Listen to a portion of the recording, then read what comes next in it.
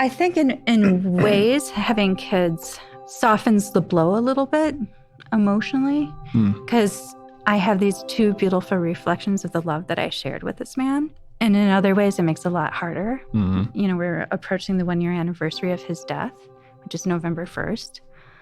And I've got a kid that's home today from school because he needed a mental health day. And the other one is, you know, he has his moments where he doesn't like to talk about his feelings. Sure. And he just ends up exploding instead. And that stresses everybody out. Yeah. But I'd say there are good things and difficult things. They're not really bad things. They're just difficult.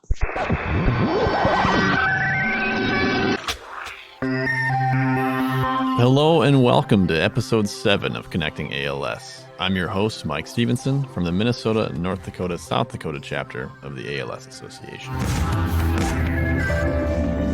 In November, we are celebrating National Family Caregivers Month, which means recognizing all the incredible individuals who commit to caring for a loved one. That is the theme for really the entire month, and we've got some compelling caregiving content to share with you throughout, including a couple bonus segments I'll mention a bit later on.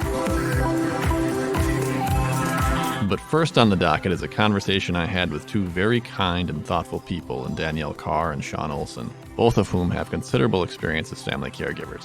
They also happen to be close friends, and it was interesting to hear them share some of the lessons they've learned over the years. In the second segment, we took advantage of the expertise that exists within our own team here at the ALS Association in an interview with Care Services Coordinator Jennifer Myhre. Jennifer has been assisting caregivers in our region for many years and helps paint a clearer picture of both the challenges they face and the resources that are available to help. To wrap today's show, we'll be introducing a new segment meant to provide a glimpse into the lives of individuals and families living with ALS. We're calling it A Moment With, and this month our producer Garrett spent some time with the Seidl family from the Twin Cities of Minnesota. All right, since we've got a jam-packed episode, let's get right into the conversation with Danielle and Shaun. We are fortunate this morning to be joined by Danielle Carr and Shaun Olson, both of whom reside in the Twin Cities of Minnesota. Good morning, Danielle and Shaun. Thanks for being here. Good morning. Good morning. Thank you for having Our us. pleasure. The reason we wanted to speak to the two of you today relates to November being National Family Caregiver Month. And both of you were ALS caregivers for a number of years. And I use the past tense because, unfortunately, both of your husbands lost their lives to this disease. Danielle, your husband Jason passed away last fall, and Shaun, your husband Scott, in 2017. We really appreciate you being willing to share your thoughts on the podcast. But first, let me just ask, how are each of you doing? I think for the most part, I'm doing fine. And I say we're because I'm speaking for my children too. It's been a period of adjustment, and the only way to just put it out there is just say things are different. Sure. You know, we're still going on with what we would have done otherwise, but maybe we're doing it in a way that's a little more meaningful, and we take more stock in what we're doing. Yeah, that makes sense. How about you, Shaun? I'm doing pretty good. There are moments, of course, always that you have that ugly head rear itself up and you have a good cry. But it's, I think overall I'm doing fairly well. What do you think? You see me quite often. Yeah, I think you're doing really well. I think you are too. I think part of that too is that, you know, both of us were really fortunate to have really strong love.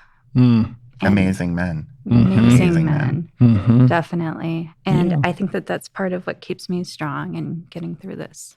Yeah, well, I agree. And a positive outcome of these tragic circumstances was the friendship that the two families forged. From day one. Yeah. And I imagine that clearly you still lean on one another for support. Oh, yes. Very regularly. That's Definitely. Good. That's good. We've formed a lifelong friendship. Yes. Oh, that's awesome to hear. We talk about building a compound with 5 homes around it and a pool in the middle. Yeah. Nice. To retire into. Okay, that sounds good. That'd work. So we're going to get into all things caregiving in this segment. And while National Family Caregiver Month recognizes caregivers from really all walks of life, there are some unique elements to caring for a loved one that's living with ALS. Can the two of you talk about that a little bit, about what makes it different when you're caring for a loved one with ALS? Do you want to start? Go ahead. I'll say when you're given a diagnosis of ALS, there isn't really any hope. You're given a death sentence. And I mean, I'm being blunt about it because there's no other way to take it in. And you're in so much shock and overwhelmed by the information that's out there. Right. But where do you start? And who's going to understand this? Because it's not the most common thing. So, you know, there are a lot of different factors that go into how you approach that. Well, and the disability that comes along with it. I know there are other diseases that have disabilities going on, but you're looking at somebody that's deteriorating physically right in front of your eyes, sometimes in a very short period of time. And the ability to adapt to it quickly. I mean, I remember just trying to stay one step ahead. I would notice the deterioration before he would ever mention it to me. And so I'd be like, all right, we have to think about this now. We have to adapt to this new normal for however long it'll last. Right. Right. I suppose that's a big part of it, trying to anticipate, as it's a disease of loss and each kind of day is a little bit harder than the one before. You have to think about, what are we going to need next, and how is that going to change things for our dynamic going forward? There's no real roadmap. Yeah. I mean, and you don't want to plan ahead too much about things that could happen because everybody's so different that has ALS. Right. You know, and some people just have one type of it, whether it's limb onset or bulbar onset, you know, and then others get both. Yeah. Well, and then there's the dementia that some get too. Yeah, that's true. Fortunately, we did not experience that part of it. So many people are thrust into this role as a caregiver without time to prepare or plan. And you mentioned the ALS diagnosis being one that there's really no way to prepare for, and feeling so overwhelmed by really that process and the amount of information being thrown at you so quickly. Early on, what kind of support did you depend on to kind of get you through those initial stages of adjusting to that role? Well, I think for me, I wanted to surround myself with people that knew what it was and kind of knew how to approach it. And I was lucky enough that 2 weeks after Jason's diagnosis, I was able to go to the support group meeting. And that's where I met Shaun and Scott. And, well, so Jason met the two of them. And I don't think I was able to articulate anything between the tears that were coming out of me. But everybody got it. Yeah. And even the woman who was sitting next to me that couldn't speak, she had her pad and she wrote to me. And I just felt like, oh boy, this is what we have to look forward to. And it scared me. And I knew ALS was scary, but I didn't know what it was. Right. And with Jason, you know, on his diagnosis day, it was clear he was a carpenter, and it was like, you can't be on ladders.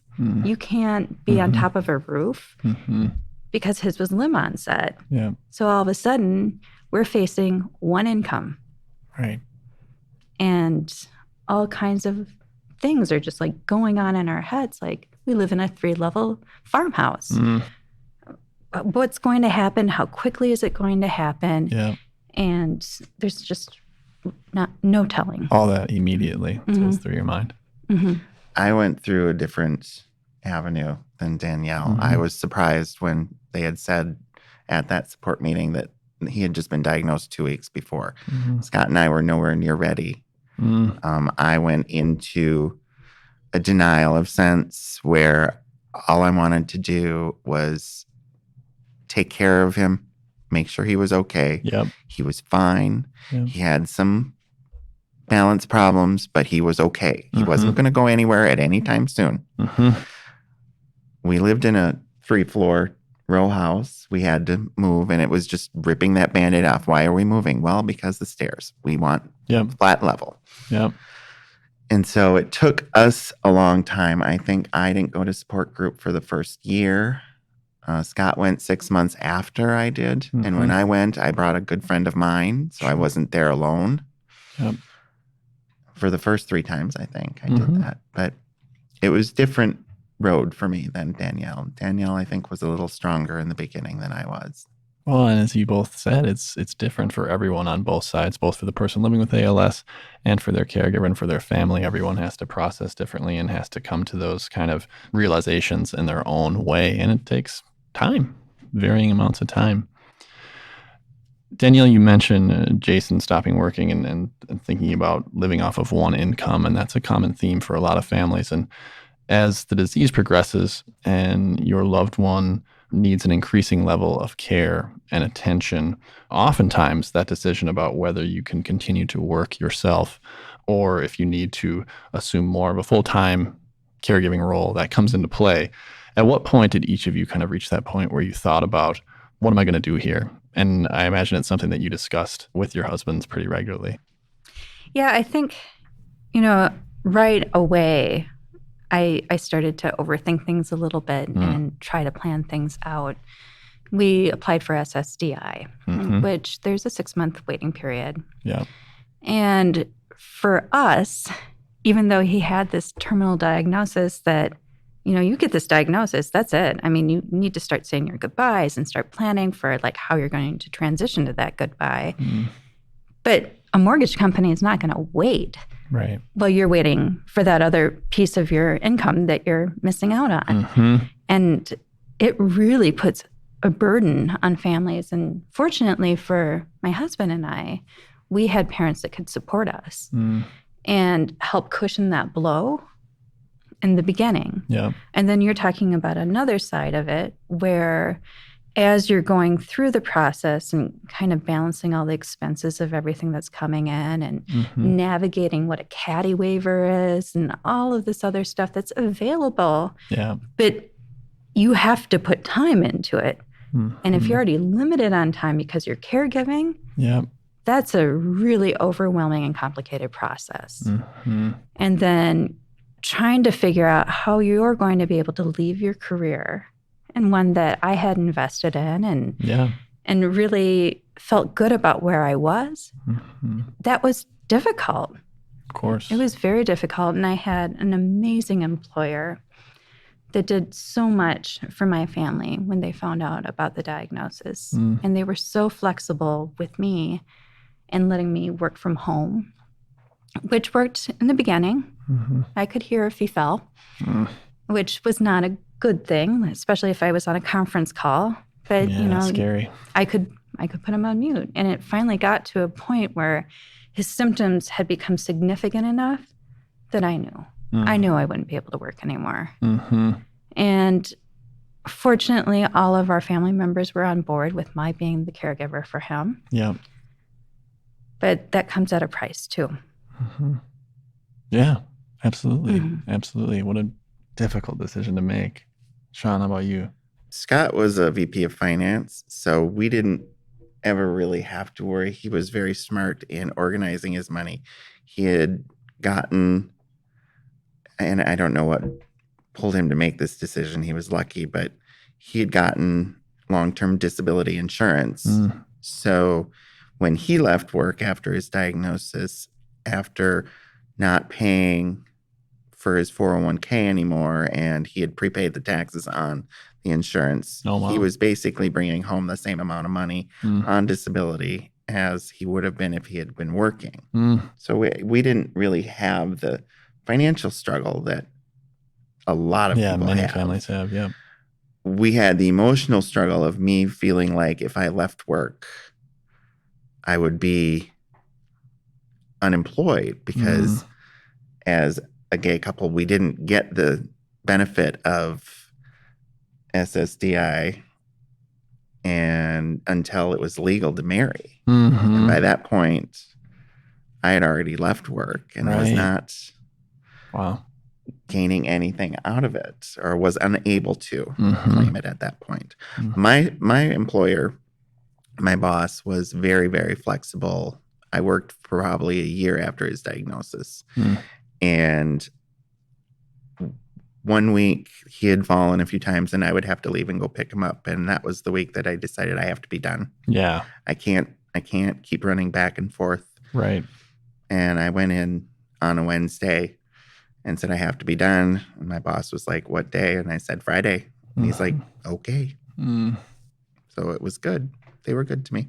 Well, and it's one thing to think about the logistical elements of it all and how are we going to make this work financially and time-wise and how's it all going to play out on that front. But then just the emotional stress that comes with it. Like you said, if you are going to stay at work and you're worrying, or if you're on a conference call and you are at home, you're still wondering, and you have that kind of push and pull of the emotions and that stress on top of just dealing with being a caregiver, that really adds up pretty quickly. It does. When you have somebody come into the house to help you and to give you a break with the respite care program that we utilized, you're never really gone. And I think you can attest it too when Jason wanted to go into the hospice to give you a few days of reprieve. You're never really gone. You're constantly, I would leave and in my constant mind would be going, what is happening? Is he okay? Is he, I bet. You're never really gone. I bet. Oh, yeah. I mean, I can remember after Jason passed away, I was so used to being within 10 minutes of wherever he was. And I had some severe anxiety about crossing the river from Minneapolis to St. Paul. Yeah. Because I felt like I was going to be too far away from him. And even though he wasn't there, we had these residual effects from... Yeah, your habits don't change right away. I remember every time I would leave the house, I'd be gone for maybe a half hour and I'd be like, I got to get home. And he'd been gone. Oh, wow. And I was like, I got to get home. And I would be like, why do I need to get home? Well, yeah. And there's some research out there too that talks a little bit about PTSD in caregiving and how they believe about 65% of people that have gone through the caregiving process have PTSD. I believe that. And it does change you quite a bit. And oh, yeah. I already had a pretty dark sense of humor, but to get through it, it became even more dark. And that's part of our connection. Yeah. Sure. The two of you learned to laugh. I know that. I think that carried us through the disease was our ability and our spouse's abilities to laugh in the face of what we were going through. I mean, the first thing we were told when he was diagnosed is attitude is everything. Attitude is going to keep you alive longer. The positive is what will do it. And after the initial shock, I mean, Scott and I believe you and Jason too, would always laugh. We never, I don't remember, we'd disagree, but we'd never argue. And when he got sick, that humor carried us through really dark times. I mean, I remember him mockingly being like, oh, woe is me. You're so mean to me. And my comeback that Danielle knows very well is what? You'll live. Exactly. You'll live. Well, and I've talked to a lot of couples and families facing ALS, and they do tend to try and find those lighter moments and to lean on humor. And they've said, if I'm not laughing, I'm crying. Exactly. And I would much prefer to be laughing. Right. Exactly. I didn't necessarily cry. Mine would tend to go to anger at the disease. Yeah, understandable. Well, and I think an interesting thing when you do laugh, some people have guilt about laughing and finding joy. Yeah. But it's more about like some of the way that people around you are looking at you and they're like, why is she smiling? Isn't she supposed to be sad? And I've just always kind of naturally been a positive person. Yeah. And I think that's, I've always looked for the positive side of things, Yeah, I lost this great friend and the love of my life, but I gained a lot of friends. in very surprising places. Oh, yeah. It taught me how to be a better friend. And I'm just trying to use this experience that I've gone through to make myself a better person and to reach out and care for others as well. Well, and you have to remember, too, the gift that we were both given of the years that we had with that person or those people. I mean, those were amazing, amazing years. Best time of my life. Right. Absolutely. And I think you and I recognize that we had something so special with our spouses that some people look for all their lives. And yet we both had these relationships 20 plus years. So most of my adult life. Mine too. Really noble outlook. Thank you. One of the things that I would also say is as my anger would take over, I would get angry at Scott and be like, why aren't you angry? And this goes back to humor. His answer to me, which made me more angry, was, I don't have time or luxury to be angry with my life. I need to enjoy what I have left, and I don't want to waste that. Of course, that hocked me off. I get that. But then that goes back to the humor. It's like, you have to remember, this person is still living. Make the time to make it as good as it can be. Yeah. Oh, that's good advice. That's good advice. A question that often comes up amongst new caregivers is, what should I be aware of? What should I expect? What don't I know going into this that I should be considering? What were those pieces for the two of you? I'd say expect the unexpected. Exactly. And don't get too far ahead of yourself in planning for what could come, because you don't know if it will. Yeah. But most importantly, do the things that you're physically able to do now. Traveling, whatever it is, concerts, a sporting event, get out there and do it now, because you may look back 3 months from now and be like, God, that was dumb of us. Right. Why didn't we do that? Right. Yeah. Don't get so wrapped up in the moment that you're just buried in a book coming up with like different like dark scenarios. Yeah. Or dark scenarios, or just trying to figure out like, how can I fix this? We're going to beat this ALS demon. Like, it doesn't, I mean, yeah, there was some of that in my house too, especially with my husband, because he was a voracious reader, you know? But I don't know. I felt like, and he felt, I think towards the end, like he lost some time with the kids and a little bit with me. I don't know. It's different for everybody. Yeah. Yeah. Well, you, Shaun? One of the things that I learned is to be patient. I kind of lost it now, didn't I? Well, now that's hitting back at me pretty hard. But you have to be patient with the person you're caring for and with yourself. Forgive yourself for being tired and angry. Forgive yourself, because everybody hits that spot. Everybody. I don't know one caregiver that hasn't looked back and said, oh, crap. Why did I say that? Or why didn't I do this? Yeah. Yeah. You both talked a little bit about the support group and how you found that helpful, and people kind of reach that point at different stages. And some people never attended a support group, and some find them extremely valuable. Again, it varies. Were there other resources outside of the support group that you found to be particularly helpful for you on this journey? I would say our hospice group. And hospice, and I called it hospice with a lowercase h, because when other people hear hospice, they're like, oh my gosh, they're on their deathbed. They're about to take their last breath. Yep. It's not necessarily like that anymore.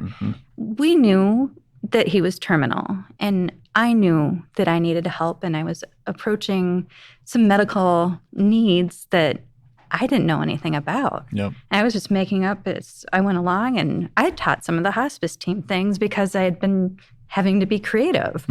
And I learned a lot from them, but we developed these amazing friendships. In fact, I'm going out to lunch with one of the hospice nurses tomorrow. And, you know, I don't even know what to say. Connections. Yeah. Like I've made so many beautiful connections, and I've learned so much from other people. And I've really learned that sometimes there are hidden friendships that you don't know about until something like this happens. And then other people that have been close to you fade into the background. They fade into the background because it's either too painful for them or you're not fun anymore. Right. Yeah. We used a couple different things through the ALS Association that we really appreciated, which was the loan closet. It saved us a lot of money and anxiety. And then we used respite care, which, as I said before, you don't really get a break, but you get away to just kind of try to decompress. Yeah. The other thing that we really, really appreciated, and I was surprised because at the first didn't want to go every 3 months to our quarterly appointments, but the staff at the HCMC ALS clinic was amazing every time we were there. They were just so supportive and so wonderful. It's a great group. Yeah. And then, of course, the whole association here is great, too. I can't say anything bad about them. We also had, family that would go my mom and both of his parents would go to our quarterly meetings every time. Oh, wow. So we had support there through them. His parents came up every week on a Thursday to do laundry and help him in the office with things that he needed or wanted to do. So we had a good support system. Yeah. And it's finding that good balance of who the right medical team is, because before we started hospice care, we had our quarterly appointments in Rochester, a different clinic from Shaun and Scott, but they were tremendous. I mean, a great source of information, but there's this learning curve on ALS because people don't know enough about it, even the professionals that are specializing in it. Well, and even if they do know, every individual is different. Yeah. I mean, I know people who have gone in 6 months. I know people that are still here after 20 plus years. And it's there's not one universal set of information or standards that applies to everyone. So you never know. Yeah. Well, and we have a common friend who was diagnosed and given less than 6 months to live, and he's still with us. I mean, he's been around for 4 or 5 years. Wow. Yeah. Oh, that's amazing. You never know. You never do. You never know. And they're fortunate that they did have resources to hire a 24/7 nurse and be there to change out his trach and all those things. And there's so much you have to educate yourself on and determine if it's a good fit for you. Right. Yeah. Well, what you're saying, I think, speaks a lot to the value of making those connections with others that are going through something similar, because even though everyone is different, if you are involved in some of those groups or making some of those connections, you'll meet someone who has been down a similar path and you can kind of compare notes and say, here's what worked for us. And is this working for you? And how has that impacted your family? And you kind of form a composite of information that you might be able to use, even though it's certainly not going to be exactly what you're going through. You met someone who may have had something somewhat similar. Yeah, and I think that's when Danielle and Jason came to the first support group, I know Jason wrote a blog on when Scott died that makes me cry every time I think about it because it's so sweet. But about how he observed us in our interactions, because Scott was then on the breathing machine, the trilogy, and had, to have the mask removed if he wanted anything to drink or eat. And he called me fastidiously moving things around and making sure Scott had what he needed. And when we separated to go to our separate groups, I had watched her in the initial meeting going around and knew she couldn't talk very well because Jason had introduced her and her lip just quivered.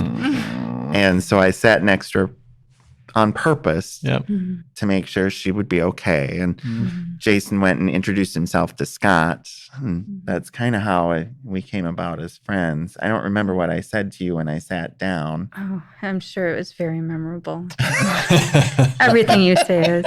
No, I think, we had that initial meeting, but then we did some advocating together as well. We really became close when we went to DC, yeah. for Mm-hmm. advocacy. Mm-hmm. Yeah. So we got to know each other pretty well there. Yeah, and it was clear that it was a friendship that was going to last at that point. Mm-hmm. Yeah, well, that's obvious now. Mm-hmm. Oh, yeah. Seeing the two of you together. Unfortunately. You're stuck with me, buddy. Well, my last question, I don't want to take much more of your time, but my last question is really, what sort of advice would you give to someone who has recently had a loved one diagnosed and maybe assuming caregiver responsibilities and is nervous, feeling anxious about what they're about to embark on? What would you say to them? I would say to try to reach out to others early on and not get too caught up in their pride. That was a hard thing for Jason and I to accept help from other people, even though they wanted to be helpful.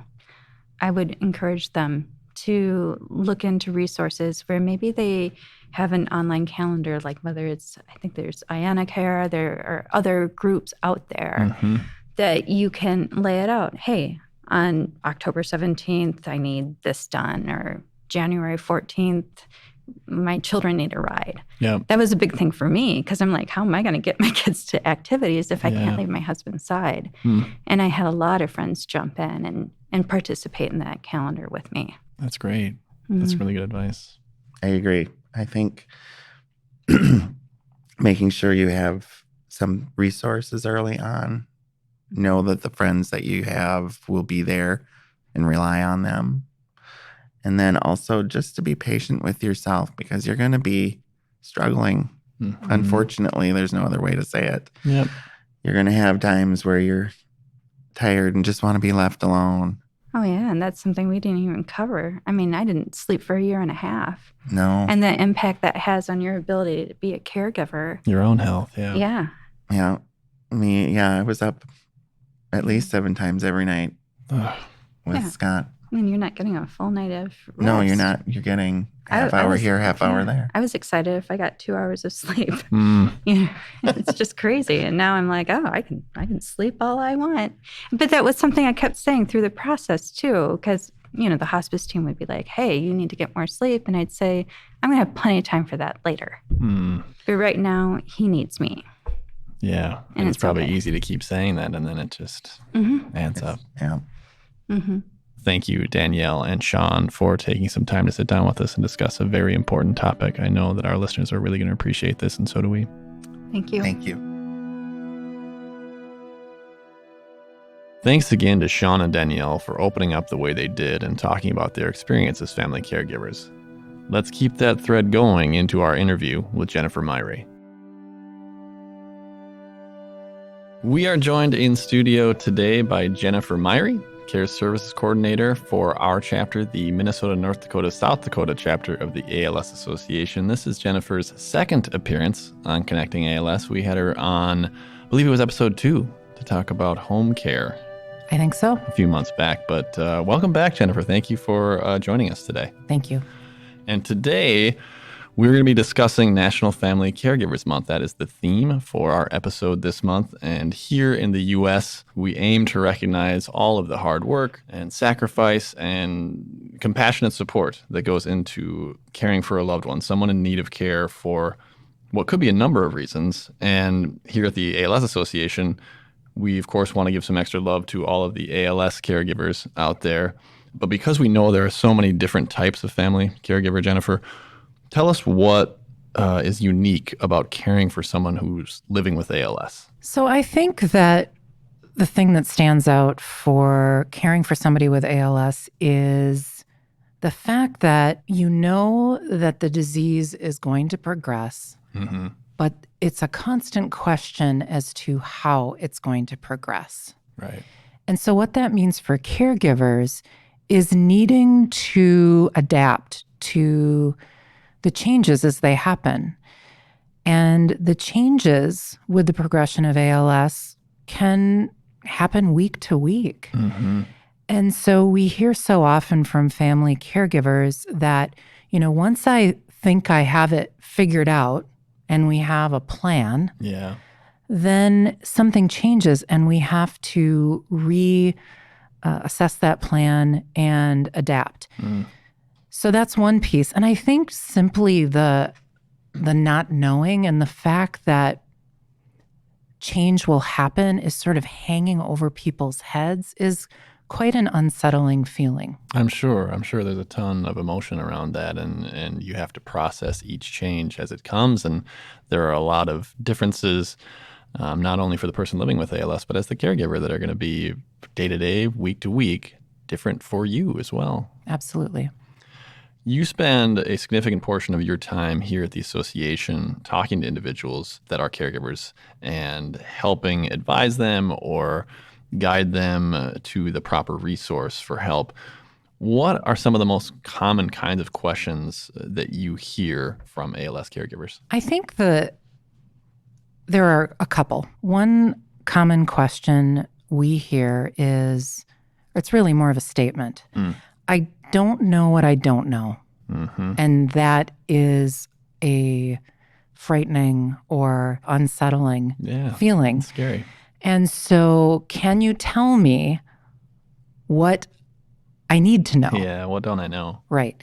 And so that's a fair question. And I think because it's one over the years that we hear so often, that was really one of the reasons, maybe the main reason, that we as a chapter created our online Navigating ALS tool. Mm-hmm.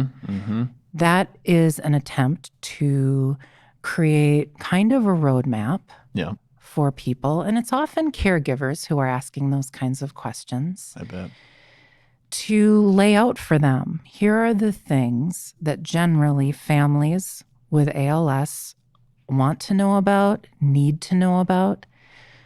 And so that's something that we will often rely on to guide people. Mm-hmm. We will refer people to that tool as a way to kind of get a lay of the land, if you will. Yeah, and I know you were going to mention another question that often comes up. Before we do that, I want to let our listeners know that the Navigating ALS tool can be found at alsnavtool.org. And as Jennifer mentioned, lots of information in there for you to digest, and it's broken down by different topics, and most people find it pretty helpful, so we encourage you to check that out. But I'm sorry to interrupt. What were the other kind of questions you wanted to mention? I think the other question I get frequently from caregivers is, particularly when their loved one is just newly diagnosed, am I going to be able to do this?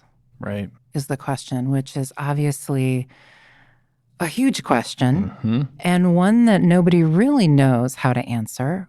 But what we do at the ALS Association is do our best to provide guidance, Mm-hmm. to provide encouragement and support, and the resources that people need to get additional support so that they can make their way through this caregiving journey or process.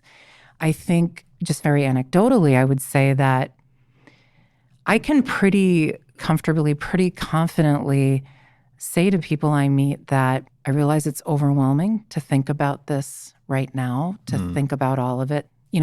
That people's minds want to jump to the far off or not so far off future. Mm-hmm.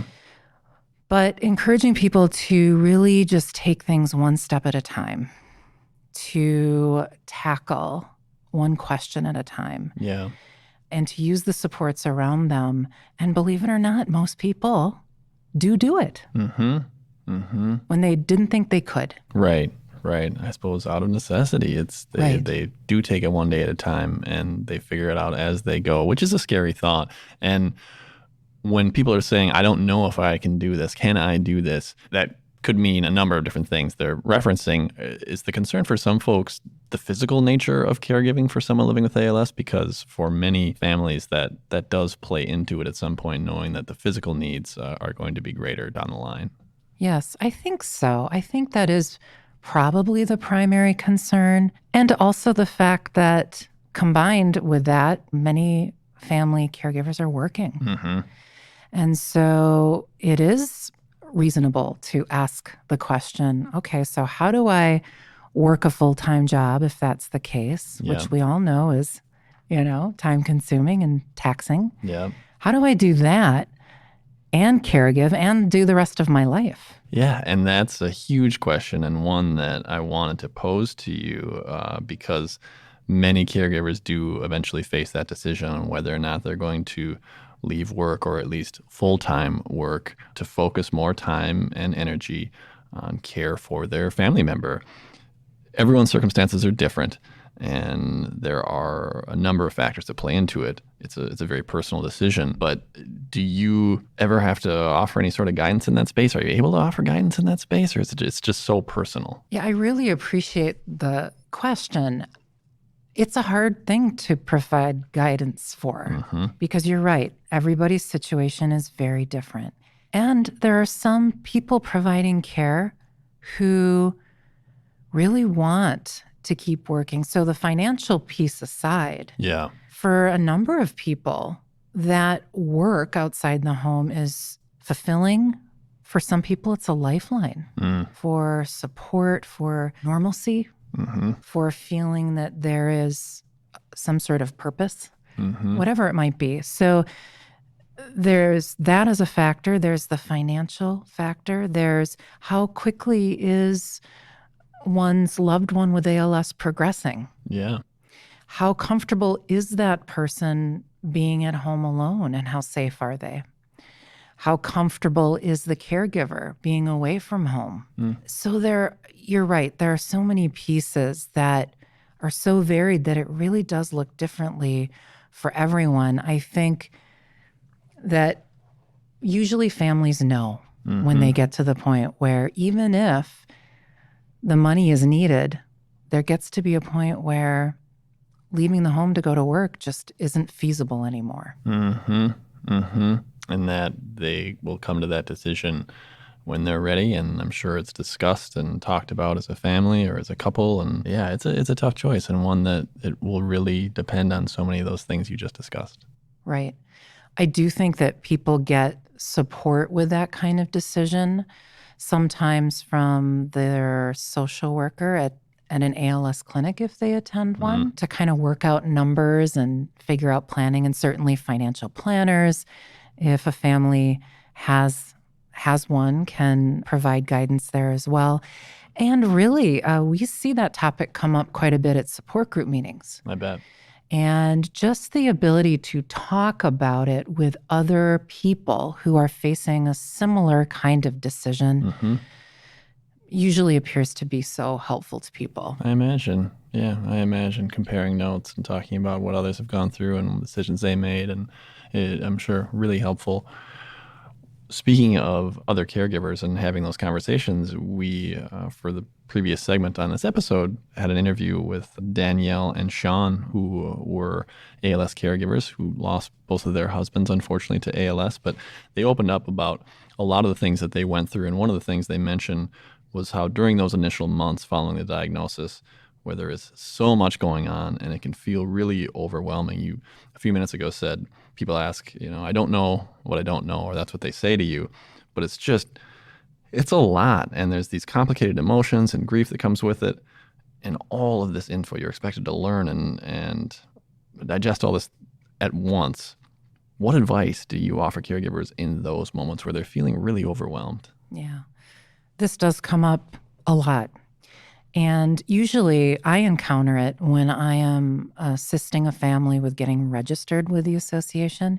So that might be over the phone. That might be at an ALS specific clinic where I'm meeting them for the first time. And during that visit, a lot of times it's about us getting down to business and collecting information that we need so that we can have them registered with us. Of course. And then one of the things that I usually will say to families when we're done with that is, if there's nothing else that you remember from our visit today, I hope that you remember a couple of things. One is that there's a lot of support for you. So whether it's through the ALS clinic, if they attend one, or through the ALS Association, that we're here to walk this with them. And we'll be here as time goes on. And then I may also say, again, particularly to family caregivers, because it seems as though I hear that concern or see that overwhelm often from them. Yeah. And that is that usually it seems like this is the most overwhelming time for people. They're getting a diagnosis that's new. And so they're getting their heads around that. Right. And they're getting all this information at once. So in addition to reminding them about the support and how we're going to be here as they need to bounce things around, as they need guidance, I'll also just let them know that generally what we see is that things calm down and things generally feel less overwhelming over time. Yeah, that's good advice, and maybe something that's difficult to hear in that moment, but I think if they register it in any way, it'll help them recognize further down the line that yes, at least taking in all this information and absorbing it is getting easier over time. Right, because there's less of it. Yeah. It's not all sudden. You've alluded to a number of these pieces throughout our conversation here, Jennifer, but we at the ALS Association do have a number of program and service elements designed to assist specifically caregivers. What can you tell our listeners about some of the ways that the association offers support in this area? Yeah, well, I mentioned support groups. The ALS Association, Minnesota, North Dakota, South Dakota chapter sponsors 7 support groups in our service area. And if there isn't a support group on the ground near you, we do have our online support group that's available that we encourage people to check out. Yeah. We do have, of those groups, 2 that are specifically for caregivers. And we even open it up to friends, loved ones, anybody who has somebody in their life with ALS.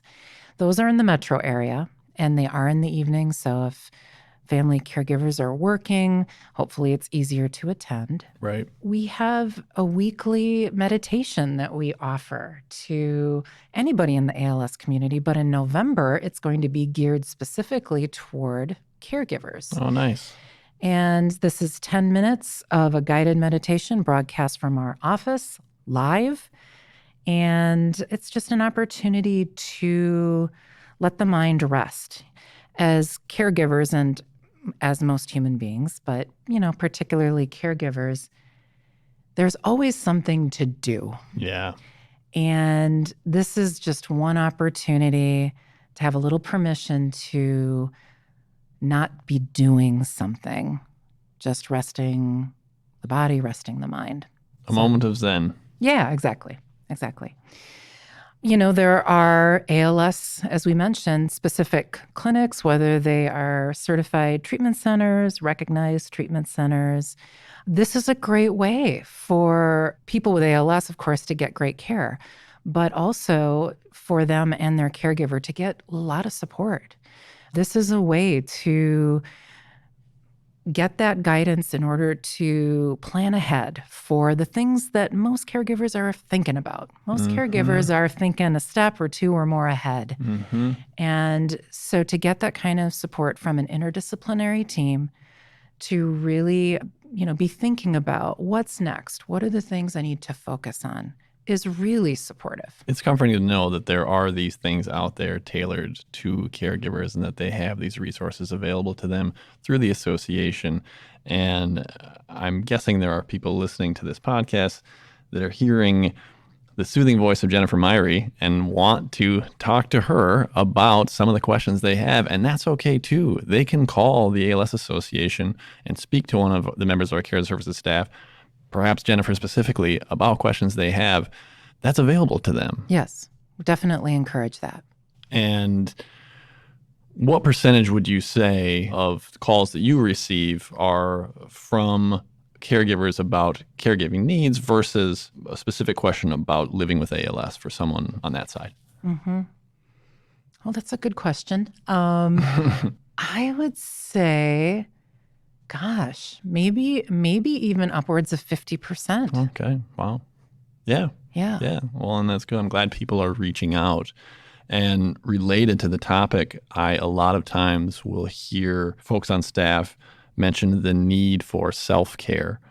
Why is it so critical that family caregivers take moments to ensure that they're taking care of themselves in addition to their loved one? I'm really glad you asked that question because it gives me an opportunity to talk about our family respite program, which would be very important to include here. So the self-care piece, while it can seem unimportant or insignificant. Or secondary, at least. Yeah, right? exactly. Yeah. Is so important because we know that any caregiver, but especially somebody caregiving for somebody with ALS, really to be able to sustain that kind of caregiving needs to be able to have time to do what they need to do for themselves. So whether that's continuing being seen by their own primary care doctor and continuing those, annual checkups, tending to other family members that they may have, keeping up some sort of a social life. So important.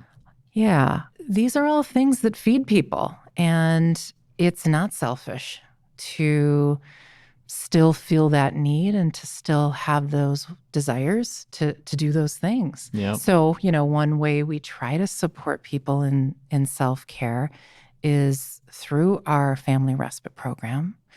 We will pay a home care agency to provide a professional caregiver so the family caregiver can step away and do some of those self-care things. That's really great. And that's so many hours per month that are available? Right. So it's 18 hours per calendar month. So most people use our respite program weekly for 3 or 4 hours at a time. And so then a family caregiver knows I've at least got, this chunk of time every week. They know that that's when they can schedule appointments. That's when they can schedule time with family or friends.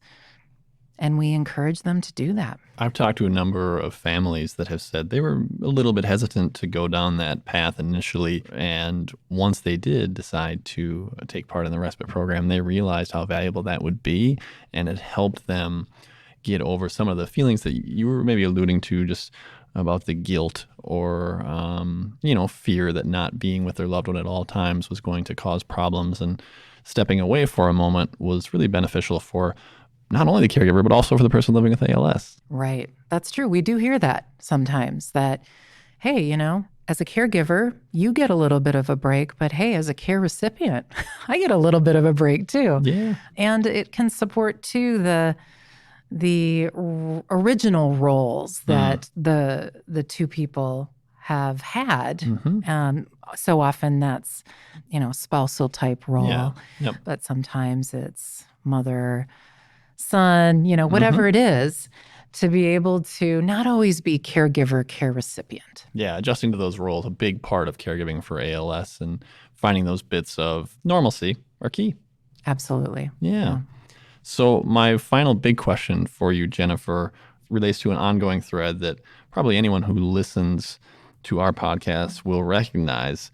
But in preparing for hopefully a not too distant future where treatments for ALS are effectively slowing the progression of the disease for many, if not all of those impacted, this will obviously alter the landscape of family caregiving. And I want to be clear, this is a future that we're striving for. This is what we want, people living longer, higher quality lives until we find a cure. But what might that mean for ALS caregivers? And are we, as an ALS community, doing anything to help prepare for that day? It's a big question. It is a big question. And so I would like to think that the answer is yes, we are doing something to prepare for that. I know that it's on our minds. We're advancing our programs where we can. I think that Technology is going to make a difference in caregiving over time. We've already seen it make a pretty big difference. I know we're really proud here of our smart home program, for example. It's changing a lot. And so that allows, a little more sense of safety and security and ability for a caregiver to be able to, check on their loved one when they may be away. It allows more independence of the person with ALS at home, so they might not need to rely on their caregiver as much. Sure. And of course, we only see technology advancing into the future, so who knows what that's going to allow for or create. Yep. Telemedicine, something that our chapter, I know, is looking at and creating a pilot for, and seeing how that can benefit people with ALS and their caregivers to get care or receive more care at home versus having to go out of the home. So a way to have things be more efficient, saving time and energy and all those important things to caregivers. Yeah. I think advocacy is so key. And fortunately, there are a number of great organizations that are working on different things advocacy-wise for caregiving, for respite. So looking forward to, continuing to see how that develops. I think the big push for that is around the aging baby boomers. Definitely. And so hopefully families with ALS will benefit from that action that's being taken. I know certainly here at the ALS Association, we have our eye on how to help people access home care more, how to help them access just more resources. And certainly through the act right now, the ALS Disability Insurance Access Act, where we're trying to get that 5-month waiting period for Social Security disability waived. Yeah. All of that plays into, just how families are managing in terms of treatments and how, whether or not ALS will see that slow and how will that affect caregivers. So hard to know. I think we can hypothesize that what it's going to mean is people will be caregiving longer, but I think what we don't know exactly is what level of care will they need to provide. What type of caregiving, yeah. So I think that's going to be a huge piece in all of this. Yeah, for instance, if there's a drug or a therapy that stems the progression of the disease enough that it can be slowed or halted at an early stage, person caregiving for someone living with ALS at that point is going to be a lot different than someone caring for another person at a later stage of the disease, clearly. So a lot of unanswered questions, the questions that we won't know the answers to until that day comes. But what I like is that you said a lot of similar things to others that we've asked. It gives us confidence that we are preparing and we are thinking about that future and that it will arrive. And when it does, hopefully we're ready. And another one of your points as well, our aging population, family caregivers across the board, just the numbers are going to go up, the needs are going to go up, and surely those impacted by ALS will not be the only ones asking these questions. So as a society, it has to be addressed. Right. And hopefully we're looking into that in the days ahead. Yes. We talked about some of the more formal methods and supports that the ALS Association has for caregivers, but there are other ways for them to get members of their networks, of their circles involved in their care, and more informal forms of support that are out there. The association offers those as well, true? Yes. One of the programs that we offer is our Family Assistance Program. And this is a program made up of volunteers for the ALS Association. And these volunteers are matched with families with ALS to provide assistance in the home, not with caregiving like hands-on personal type care, but with all kinds of household tasks, errand running, cleaning, organizing, help with projects, these kinds of things. Yard work, I know, is a big one. Yeah. Yeah. And so I think, over time as a society, we're going to need to sort of rethink how we use the informal help, non-paid help in our lives, and get more comfortable with it because we're going to need it. And hopefully, culturally, we will continue to shift in the direction of, hey, it's okay to ask for help. Yeah. It's okay to give that kind of help. Mm-hmm. I think already a lot of people in our society like to give. They like to be volunteers and consider themselves helpful people. I think where we struggle more as a society is allowing somebody to help us. Making that ask. We're so prideful. Right. So we really encourage people to use that family assistance program and, remind them that sometimes there's even volunteers in waiting to really encourage people to consider it. But I think it's the direction of the future. I really do.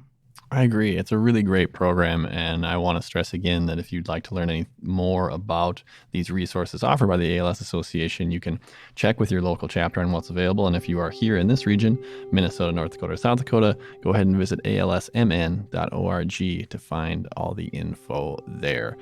Jennifer, thank you so much for taking the time to discuss family caregiving today.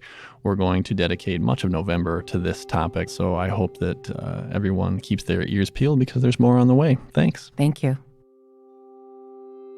I hope you learned a few things from Jennifer. I know that I always do. You heard her mention respite care as a resource, and that's something that we did a deeper dive on during our time with Jennifer on episode 2. So be sure to give that a listen if you haven't already. We'll also put a link in the show notes. As I mentioned at the top, we're going to end this episode with a Seidl family. Like many living with ALS, John Seidl has had to continually adjust his way of life as the disease progresses. Since his diagnosis in 2018, ALS has taken his voice, among other things. But his creative spirit continues to thrive, and in October, his daughter Sarah put together an art show for friends and family to display many of the pieces John has created over the years. Sarah and her brother Pete talked about that experience and helped John share his thoughts on the meaning. This is their story.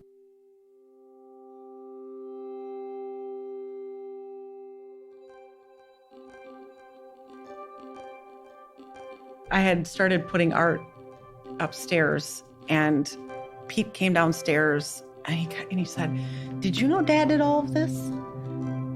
We were both really surprised that there was so much. And one thing my daughter said that was really cool, Emily said that not only is Grandpa talented, but he does all kinds of different art, and he's good at all of it. Yeah, he had just stuff in a portfolio just for years. I mean, most of us didn't see. I mean, I remember some of the things hanging in our house, but we didn't see most of it. It was incredible, especially having it all together in one place, and having, just having not only us, but his siblings see it and, my cousins. And, I think people knew he, dabbled. I don't think people realized how much he actually did. I'm going to read my father's artist statement by John R. Seidl, dated October 26th, 2019. First, I want to express my gratitude for your being here to celebrate this occasion with me and my children and grandchildren. This Grateful Dad celebration means a lot to me and my family. The show itself owes as much to Sarah as to my work, as it was her idea and subsequent work collecting, framing, organizing, funding, and finding such a perfect venue that together has made for the perfect reason for a Grateful Dad party. I have enjoyed creative pursuits, both visual arts and writing, as a way to express myself, find meaning, and in effect regain psychological stability in my life.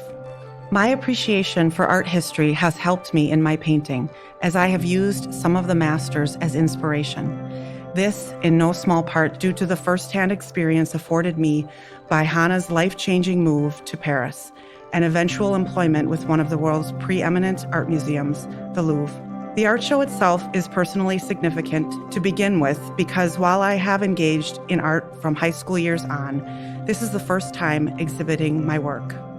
But beyond that, its value and meaningfulness is bound up with who I am, with having lived through and, relatively speaking, overcome some of the major difficulties I have had. Owing to the psychological stability experienced in relation to bipolar disorder over the past 20 to 30 years, connected as it is with my work on existential meditation, The artwork has regained and retained personal meaning. But this is half the truth. The most important factor, and in a certain sense, this fulfillment realized in showing my work, results from the love I have received from each of my children, Sarah, Hannah, and Pete. This is the summary I shared with them recently. Because of the three of you, because of your love, I was able, once again, to love myself. I am a grateful dad. I am grateful to my children and my grandchildren. I am grateful for each one of you who are here today. Thank you for coming. John.